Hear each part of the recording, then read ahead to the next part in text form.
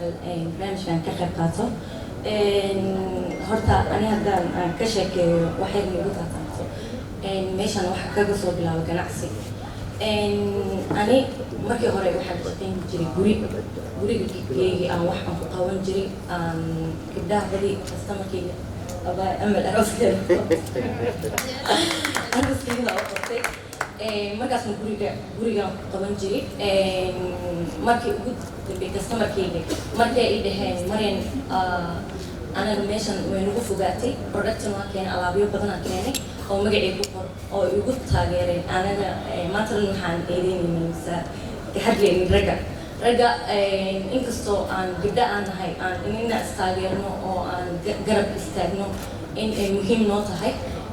ragana waxyaalo badan ay naga soo boqorayaan garabkeena nagu taagan yihiin ani marka qof ay igu taageeray oo aan isku cudna ahayn meel fog iga joogo productigaas inaan keeno productiga markaa keenay kadib hooyaan tashtay markasta hooyo xagga familka ahaan waxaa lagu dhihi jiray maryan abaaysa u sheegtay gabar markay bixaysaba waxaa looga aaminsan yahay inay gabar fiicneen ani haweenadii waa soo daahi jiray shaqaan kusoo daahi jiray ilaa 7 saac 8 saac oo kusoo gaari jiray ama kaliya inaan shaqeeyo marka productigii markaa keenay kadib waxaa isku dayay in aan ka soo baxo xaafadda aan dukaan furto dadka badan waxay u eedeyn jireen inay tahay lacagtii aabo inay yihiin hooyada dahabkeedii dad badan saas igu eedeyn jireen laakiin hooyada markasta waxay igu dhiirigelin jirtay ciribta aruurta miisaar wax yar haddee aruurto wax badan ay isku bedeshaa marka maryan isku day in aad xataa subaxdii markaa shaqaysatay ay jirtay markaa subaxdii shaqaysay taageeraha ugu weyn waxaan ka helay hooyaday markasta waxay dhihi jirtay maryan haddaa subaxdii shaqaysay maalintiina saartid aa u baasha ali kartaa laakiin isku day in subaxdii horeysa aad shaqaysid kadibna maalintii iska baashaal magaalada iska tag wax badan aad qaban kartaa marka waxaan u samayn jiray arday ka qalin jebin jireen customerkay ka mid yihiin oo subaxdii 12 saac buug difaacsho ay ku imaanayaan xaafadda subaxdii aan soo kacaa makeupkii 10 qofood camal marka waxaa isku dayi jiray ani keligiina shaqada qabanin marka aan customerkayga aan u raaco magaalada in ay qof oo maanta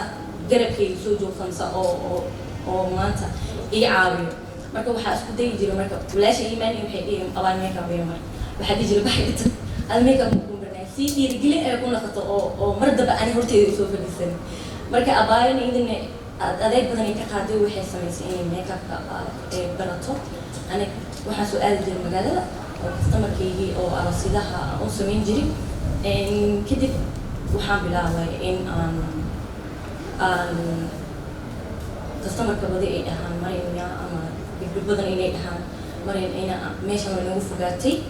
waxaan noo samaysaa meel oo gooni ah oo aan kugu imaan karno anna waa fikri waxaa dhahay alaabaa keentay alaabtaada meeshaan ku sameeyay marka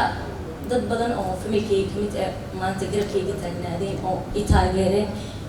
aad iyo aad ay mahadsan yihiin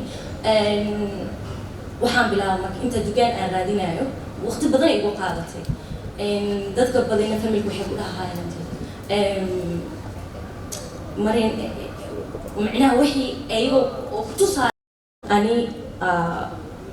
wax badan horta waxaa laga hadlayay gabdhaha ma istaageeraan horta gabdhaha inay waa istaageeraan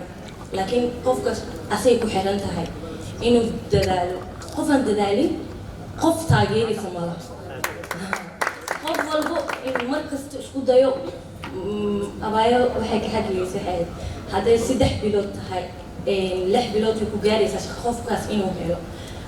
qofkaas gabdhaha badnaan waxay aaminsan yihiin shaqada way yar tahay maxay meesha maxaynu geynay laakiin